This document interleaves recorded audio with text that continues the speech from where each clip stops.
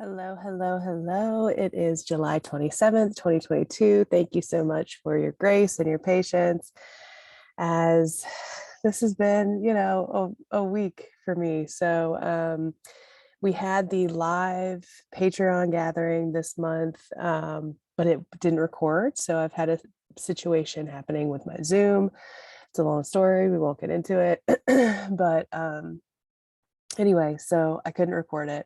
And then I had planned to do a cosmic update this weekend, but my mother was coming into town, which brought up a lot for me in my process that I then needed to deal with and kind of like prep my body and my nervous system and everything for. So long story short, here we are on July 27th, and I am here to do a quick end of the month check-in, cosmic update, talk about a little bit about the cosmic weather that's going on today, and just kind of go from there.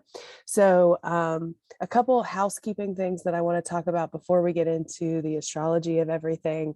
For those of you that are here on my Patreon, you also have access to special like Instagram stories that are just accessible for patrons. So if you're on Instagram and you're not already getting access to that, please let me know and I can make sure that I have you in the close friends status so that you get all of those. If you miss them when they're in the stories, I have special highlights also just for patrons. So I have black highlights and I have purple highlights.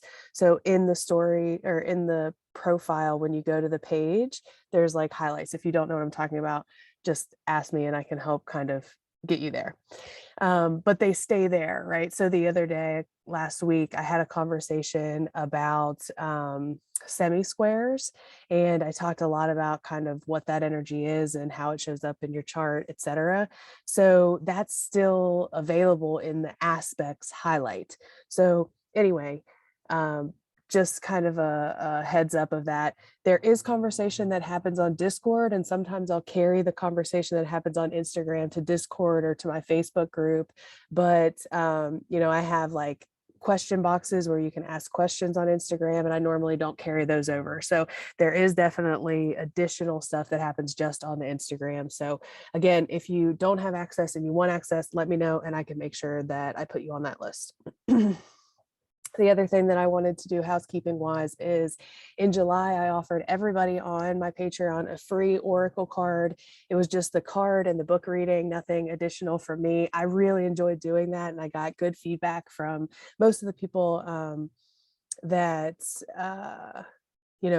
partake. I don't know. Most of the people that got a reading, I heard back from all good things. So, as I have the energy, maybe that's something that I'll offer going forward. So if you enjoyed that and you haven't already, let me know. Go ahead and pop it into the comments or send me a message. That helps me. That helps motivate me to continue to put my energy there.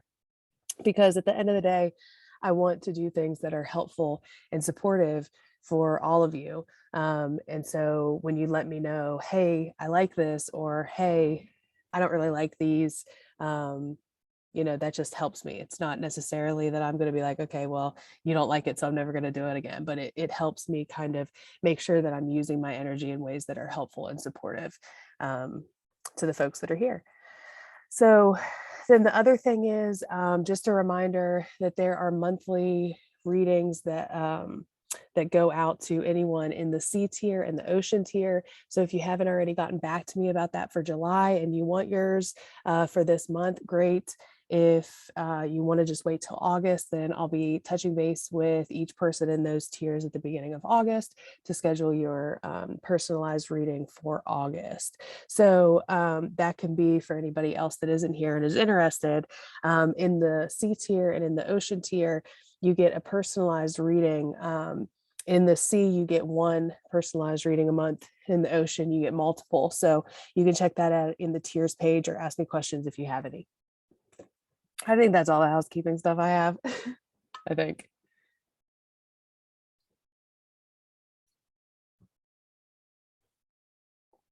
Okay. So the astrology. So the astrology is heavy. This is a couple week period that many astrologers, most astrologers have been looking at all year, because there's significant stuff happening specifically with the planets in Taurus. We have Uranus that has been transiting in Taurus since 2016. We have the North Node that has now moved into Taurus this year and will continue through mid 2023. And then we also have Mars now that has also moved into Taurus and is getting closer to those two placements as well. That triple conjunction happens at the end of this month. So the last day of this month and August 1st, depending on where you are. And we're going to get into kind of what that means, but it's heavy. It can show up a lot of different ways, but it shifts things. It makes things change. It brings breakthroughs, and sometimes it can be very uncomfortable. Mars is here with Rahu, the North Node, and Uranus, and having all of that together can be volatile as we see it out in the collective. But it's also great kind of opportunities and shifts forward. And so again, we'll talk more about kind of that energy, but that's one of the transits that a lot of people have been looking at, a lot of astrologers have been looking at for years, on a collective base. We're now into Leo season, and that's what we're going to kind of start with talking about, the shift into Leo season and what that kind of means, what that energy looks like. And now that we have the Sun and Mercury moving through Leo, they're having conversations with those planets in Taurus. So Leo and Taurus are both fixed signs, so they square each other. So they're having a square is a harsh conversation. It's a difficult conversation. They can't always see eye to eye, right? So we think about the square, it's a 90-degree angle. So if we have Leo here and we have Taurus here, they don't have the same vantage point. They don't have the same kind of like process. They can't see each other. And so it can be very frustrating. And so as the Sun and Mercury move through Leo and have that tough conversation with the planets in Taurus, they will then also have a conversation with Saturn, which is still in Aquarius. It's an opposition. So when things oppose, they face their challenges, they face their opposites. It can be like this mirror effect, or this like, polarities and extremes. So that's also going to happen. So Leo is very busy. There's a lot of stuff that's happening, a lot of aspects that is making, and it isn't necessarily like, it's not a trine or a sextile aspect, which are flowing energies. These are oppositions and squares, which are very difficult. So in the collective, we see a lot of difficulty. We see a lot of things happening. And, we're going to break it down a little bit here, but just honoring that, it's difficult. And there's some difficult things that are happening as we move into this. But one of the good things that we have going on, well, there's a couple good things. So the saving grace in this transit is that Venus is in Cancer right now. Venus enjoys being in Cancer. Cancer is nourishing and nurturing. It's healing, and it's about safety and security. And so when Venus is there, it can be, very nurturing of our relationships, of our beliefs, of our creativity, etc. And so that's kind of like this very sweet cosmic energy that's happening with all of this other energy that can be very different, right? The other thing that we can lean into that's very good happening in the cosmos right now is Jupiter. Jupiter is stationing retrograde, which means it's turning very heavily in that same point in the chart, which is at 8 degrees of Aries. And it's turning there, it's bringing opportunities, it's bringing a little bit of hope around all of this kind of chaos. So we can lean into that positive energy as well. That Jupiter stations retrograde tomorrow, the same day as the Leo new moon, and it's trining that new moon just within a couple degrees. It's a very sweet and beautiful aspect that we have during this new moon. So even though there's all of this chaos, all of this frustration, all of this like really bad stuff, there's still this like hope, that can be found in gestures vaguely at what's happening around the world, right? Like, and so it's a weird kind of time within that, holding the two truths, right? And what that kind of looks like to have, you know, the pain and the harshness, and then to also hold the joy and the beauty, right? So during this new moon, we have the ability to kind of start working on holding those two truths together in a way that's helpful and not harmful to the rest of the collective, right? So that's one of the things that we're looking at. So let's go ahead and start kind of just talking about Leo energy in general, because we're in Leo season now. So we have the sun and the moon, you know, in Leo. And we also have a Leo new moon that happens tomorrow. So just talking about Leo generally, and then, you know, in your chart, you can find what house is ruled by Leo for you and kind of see more of the themes that may be coming up with all of this. But the sun is the ruler of Leo.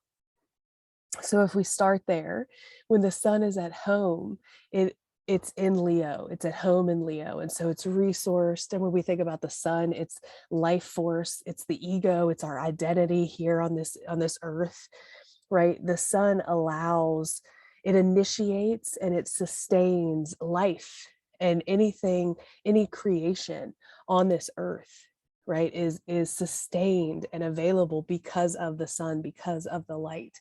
And so Leo radiates Leo energy, right? So anytime we talk about the energy, it's not like the Leo that you know, right? It's Leo energy generally.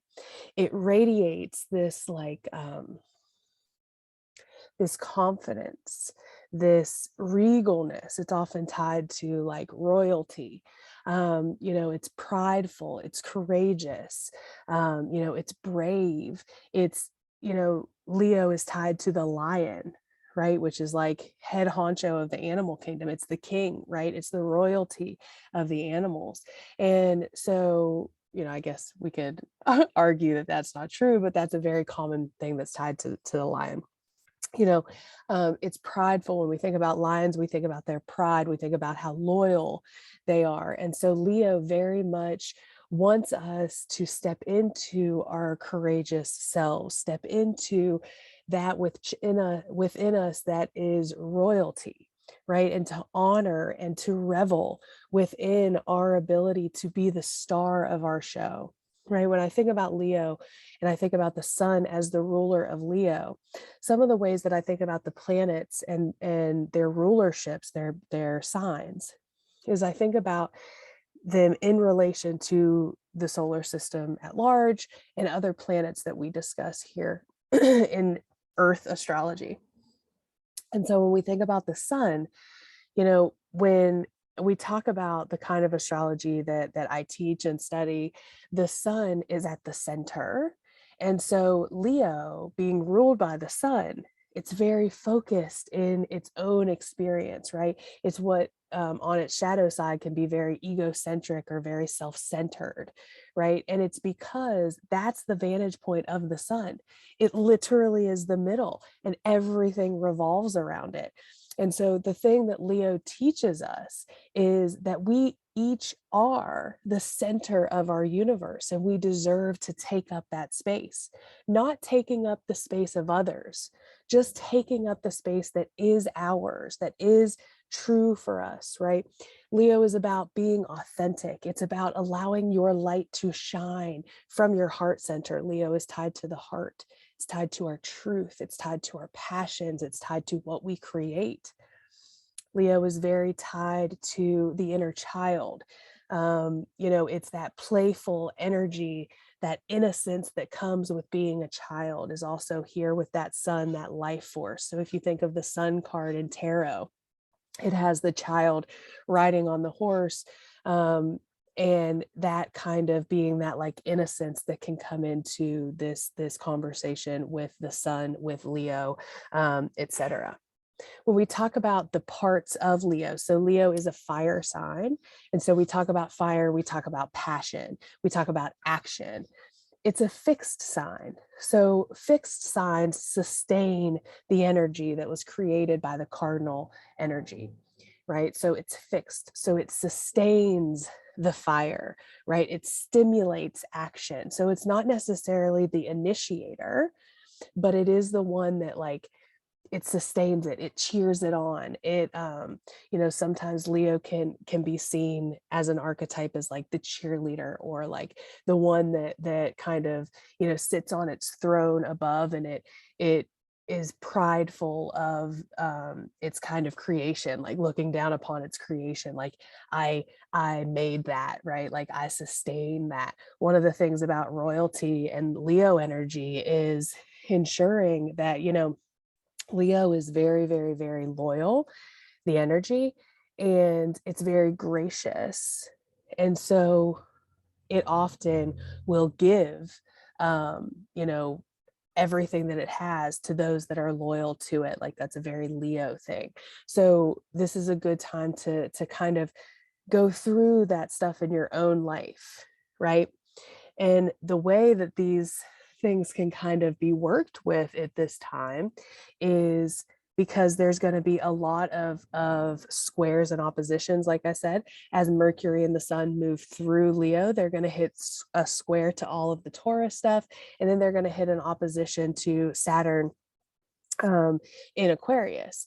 And what Saturn in Aquarius and Uranus and Mars and the North Node in Taurus are going to be teaching this Leo energy in our experience is what wounds, what limitations, what programming, what old patterns, what resistance comes up around this Leo energy, the things that I talked about earlier, or what you feel when you hear Leo, right? Like what comes up for you?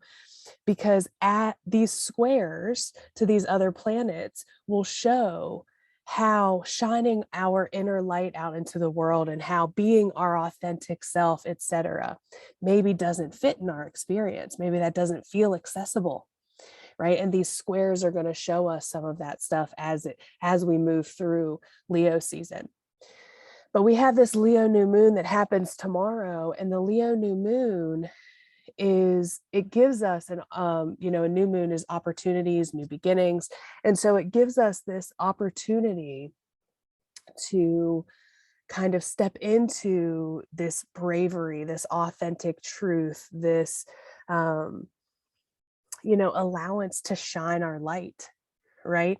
And you know, the mantra for Leo is I will, right? And what that, it's tied to the ego, it's tied to our will, right? And when we talk about the ego, it's important to remember that the ego isn't a bad thing, right? Like we're human beings on this earth, and it's important that we have an ego. It's just important to make sure that we have a healthy ego, right? And so what is that, you know, just kind of pondering, like, what does that relationship look like for you? How did you feel when I said that, right? When I talked about ego, or when someone talks about ego, what comes up for you? You know, is it something that you've tried to get rid of, right? Like ego death, right? And all of that stuff. What's your relationship with your ego, right? Leo knows that it's important to honor the ego and to allow the ego to have a stage and a place to shine, and a place to be, and a place to be honored and seen and recognized. And so anyway, so all of that stuff coming up with Leo season, and specifically this Leo new moon. So that's kind of, you know, my gist on Leo season. Yeah, I talked a good bit about it, I think. So I'm going to pause, and we're going to go ahead. Actually, I'll go ahead and pull up this just for you to take a moment to check into what house is ruled by Leo in your chart, and see some of the themes that may be coming up there. And then we will pull up the chart. So this is yesterday's chart. Here's today, July 27th, 2022. And, you know, it's Mercury Day. Wednesday is Mercury Day. And so I want to take a look at what Mercury is doing. It's one of the bigger transits.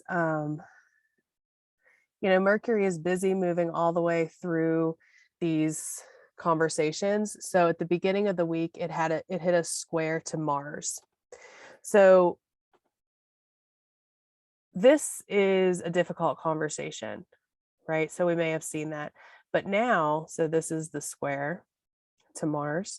It's coming into a square to Uranus. But today, it's having a trine to Chiron. Chiron trine Mercury allows us an opportunity to forgive, an opportunity to see things at a kind of different perspective. This is supportive healing, right? Trines are supportive. Trines are easy flowing energy. So this is ability to heal or learn lessons around communicating, around, our individualization, right? Fire is very much our individual, experiences and how they may or may not differ from others, right? So all of this stuff available here as Mercury hits this. So, but it's coming into this. That was not what I wanted to do. It's coming into this square to Uranus. And that actually happens tomorrow on the day of the new moon as well. And this is, this is breakthrough energy. This is Mercury, the communicator, the messenger. This is messages and things coming out into the open that may be shocking. Uranus is shocking. Uranus is revolutionary. It's liberating, but sometimes not in a way that's easy, right? So this is sometimes pushing the boundaries. This is shocking words. This is saying things before we kind of think them through a little bit. This has that tendency. And we can see that again in our personal lives. We can also see that happening in the collective in different ways. But the thing about what's happening as it hits, so it hit Mars, and then it hit Chiron, and then it hit Uranus, and then it'll hit the North Node. And then it's going to come into an opposition to Saturn over here. Saturn kind of comes up against the wall. And then we might have to deal with some of the things that were said during this conversation with Uranus, right? So that's kind of the dynamic. It's like you hit with Mars and it's like angry, it's frustrated, or it's courageous and it's brave, right? We stand up for ourselves, right? With this square, we're pushed into a position where maybe we get the opportunity to stand up for ourselves. And then we have this conversation to Chiron that can be healing, it can be helpful, it can be a teaching, an opportunity to learn a lesson. And then we hit Uranus in the North Node, and this is shocking. This is quick conversations. This is quick downloads from the any kind of divining that you do from the cosmos, from God, etc. And then we come up against this kind of Saturn, the limitations, the guardrails. You have to deal with what you've said. You have to deal with your beliefs, etc., etc. So this can be kind of a dramatic shift that Mercury is doing as it moves through this. And I don't think it hits that opposition to Saturn. Yeah, that's the 30th Saturday. It moves into an opposition to Saturn. And so we deal with the reality of what's been said and what's been done, whether that's good or bad, right? So that's kind of a we're dealing with it kind of conversation that happens on Saturday, July 30th. So Mercury busy, and Mercury in Leo, it wants to express itself, right? It wants to be truthful. But remembering the shadow side of Leo is getting stuck in that I'm the center of the world. My truth is my truth. My truth is everyone's truth, right? It can be that stuck in kind of preaching about what's true for you and not honoring that maybe that's not true for everyone else. So again, this can be you feeling that way and kind of expressing that outwardly, or that can be someone else expressing that onto you, right? So we could be Saturn that has to be, I have to put up this boundary or whatever, or we could be Mercury that's kind of like, getting the bravery from Leo to speak my truth and coming up against somebody who can't receive it, right? This can also be us speaking our truth and being authentic and doing all this Leo stuff, and coming up against the authority Saturn, right? And having to deal with like the reality of the systems, right? Can be difficult. So all of those things kind of coming up as Mercury moves through and makes these hit off of these different planets throughout the rest of this week. So the other thing that we're looking at is obviously the new moon happens at 5 degrees. So the sun, currently the moon is in Cancer, moving through Cancer. It gets into Leo tomorrow on the 28th and starts to line up for that new moon. And we can actually go ahead and take a look at the new moon chart.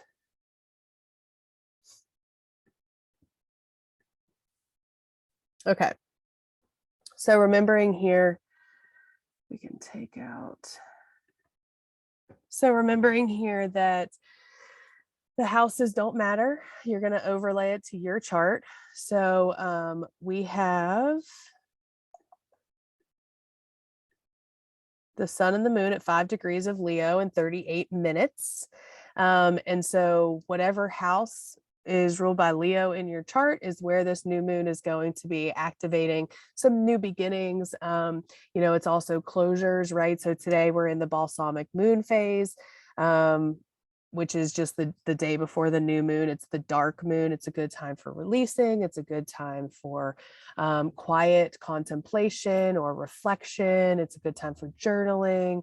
Any kind of that like dark end of the cycle kind of things. So as we come into this moon, the main thing, the main transit that we look at here is the trine to Jupiter at 8 degrees. And the new moon happens at 8:55, just so you know. The new moon happens at 8:55 a.m. Pacific time, 1:55 p.m. Eastern time. It's square Jupiter. Jupiter also turns retrograde later on this day. And so Jupiter is very, very potent. Again, Jupiter bringing us some relief, some optimism, some hope, some creative kind of resource, right? Jupiter likes to resource us. It likes to make things bigger and better. And so with Jupiter here in a trine, which is a positive aspect, it really allows us for a win here. But there's a lot that's going on outside of that. So again, back to that kind of like weird space where multiple things are happening and we're holding this pain and this frustration and also this joy and this hope in a very interesting way. Sorry, let me switch over to. I had some notes about the moon.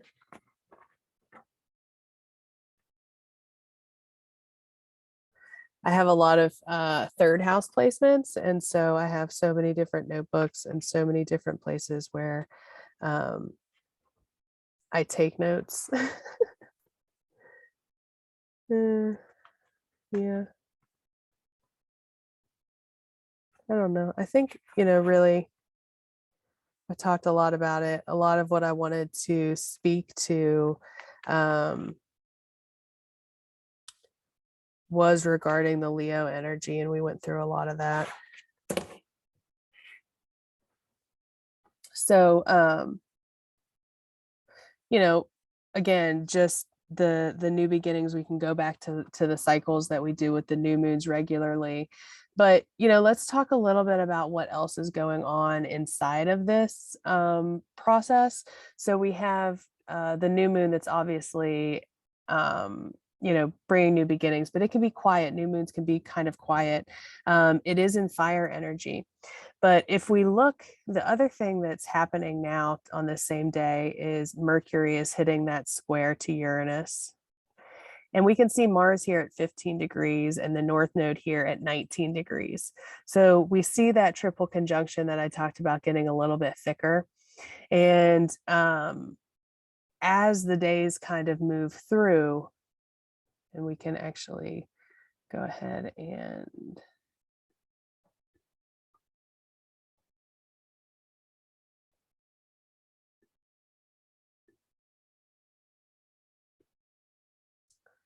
Okay, so as those get closer, so now they're down here, and we can see this is on the night of July 29th.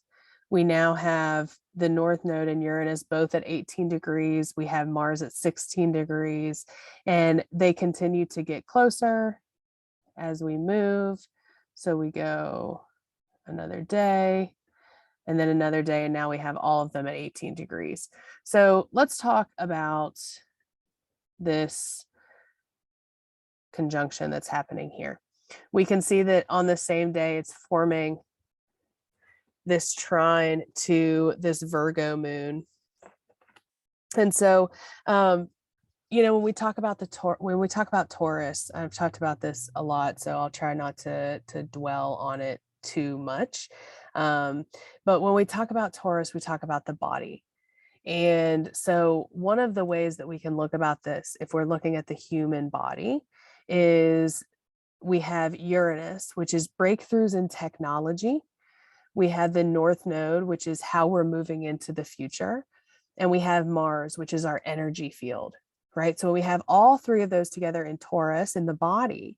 It can indicate that this is a time where we get new information, new technology involving our body, the way we move through this world, the way we use our energy, the way we're going to use our energy and our body technology moving forward. Right. I see a lot more people getting into energy work.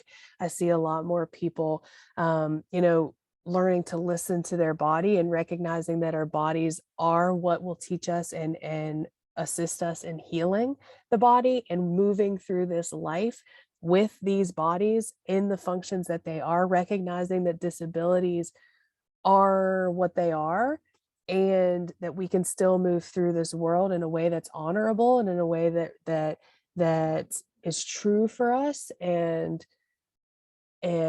brings us pride and brings us health and resource and abundance, right? So more of that kind of Taurasian energy.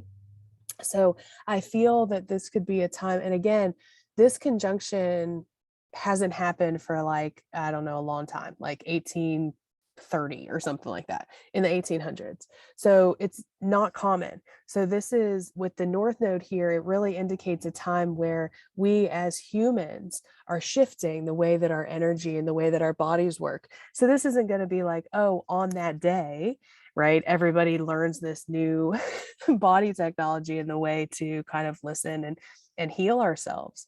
But this is gradual and we've been feeling it and we'll continue to feel it. But this is marking, a point of indicating kind of a shift for the collective, right? And so, you'll hear people doing like portal jumps that day and doing meditations that day. And I invite any of that.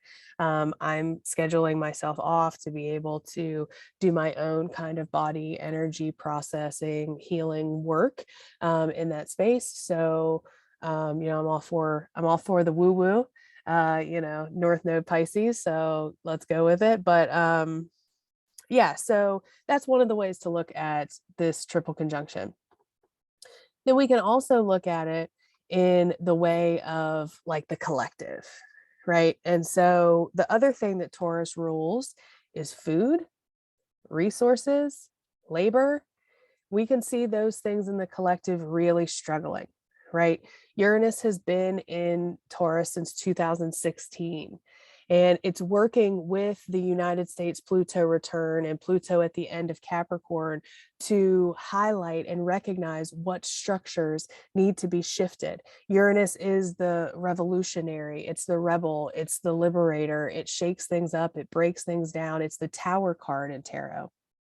And so we can recognize some of those things that are crumbling, some of those things, right? Uranus is often tied to earthquakes, right? And we can see the rattling of a lot of these structures happening with that Uranus and Taurus, labor strikes, food issues, resources being hoarded, right? And the kind of materialistic world that we're living in this very warped kind of reality. And so this also can come a time where there's some shifts in a lot of that, right? Money. Many astrologers, I'm not a financial astrologer, but many financial astrologers have indicated that this will be an interesting time for cryptocurrency and for different currencies to shift in the way we see money to continue to evolve. And this being, again, Uranus being new technology and advances and innovation, right? So innovation and all of these different kind of Taurus things being available here for the collective and also in our personal lives, right? So we can turn any of this into our own personal experience as well. But just a couple different ways to look at this kind of Taurus energy in the collective and also in our own experience, depending on where you have this in your chart. So, maybe you have this in the fifth house and there's been kind of a shifting and a changing of your creativity and of your hobbies and of the way you find joy. Or maybe this is being indicated, the fifth house can also indicate your children. So maybe there's been a lot of shifting and a lot of upheaval and a lot of changes in your parenting style or your communication with your children or in your children's lives, right? So that's all kind of fifth house stuff. Maybe this is happening in your 10th house. And again, Uranus has been there since 2016. And so this is a longer kind of upheaval of shifts and changes in whatever house Taurus is for you. So 10th house, it could be your career, your social standing. It could be your father figure in life. It could be the way you communicate with authority. All of these different 10th house kind of themes. So again, going back to the different houses and how this stuff is being highlighted for you. But again, this triple conjunction, you're going to see a lot of people talking about it. There's a lot of fear going around about it. And I want to invite you to remember that, yes, some bad things can happen. That's always going to be relevant, right? When you have Mars, which is hot and fiery, and the warrior, the war god, with Uranus, which can it's earthquakes, it's lightning, it's those two together can be volatile. When you add the North Node, which in Vedic astrology is called Rahu, which if you think of like Rahu, like it just takes all of the energy that it's surrounding and it kind of inflates it and it like blows it up. So it's going to be taking Mars and Uranus energy and blowing it up, which can again be very volatile. It can be a lot. And we can see that happening in the collective. Some of us will be feeling that in our own personal lives, but that's not the only way that it can be expressed, right? This can be something that's so liberating in your experience.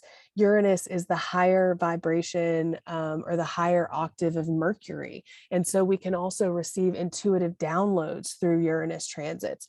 And so this could be, deep intuitive downloads or upgrades in your experience, in our DNA, in our processes, in the way that we heal our body, in the way that we connect to the earth, right? This all too, right? So our human body, but also the earth's body, nature, right? Things about climate change coming up around this as well. So many ways that this can express. Again, it's a long transit. Uranus has been here from 2016.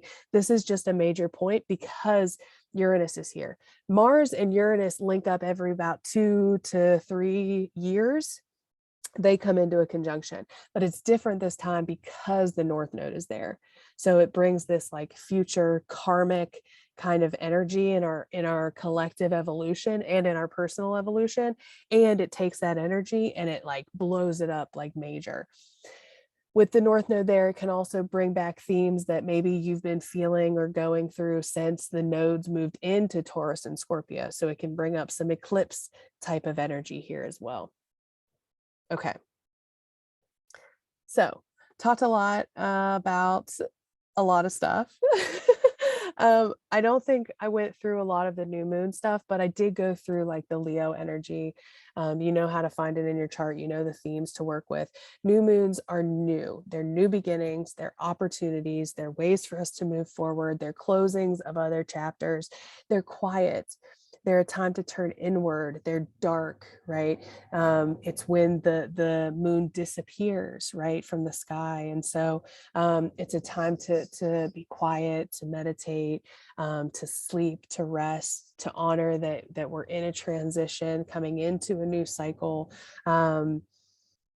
and Jupiter's turning retrograde here on the same day. So, there's a lot of contemplation that we can do around, Jupiter is our faith, our beliefs, our understandings of the world, it's philosophy, it's our learnings, it's what we learn throughout our life here. There's so much available for us under this new moon, recognizing that there's also all of this other stuff going on. And so if you're caught up in that, this could be a really good time for you to allow some darkness, allow some pull away from the collective energy, just as you move through these next couple days with the new moon and Mercury hitting that opposition to Saturn, and then us coming into this triple conjunction with Taurus. There's a lot to kind of lean into. So again, it's going to depend on where all of this hits in your chart, but I would start with the Leo energy because and fixed sign stuff, right? So Taurus is fixed sign, Leo is fixed sign. So most everything we've talked about today is fixed sign energy. So if you're a Taurus rising or a Leo or Scorpio or Aquarius rising, it's going to hit if you have a lot of planets or points in those fixed energies. You've been feeling this energy for a couple years, right? So this is more of the same, but remembering that you're not in the same place that you were.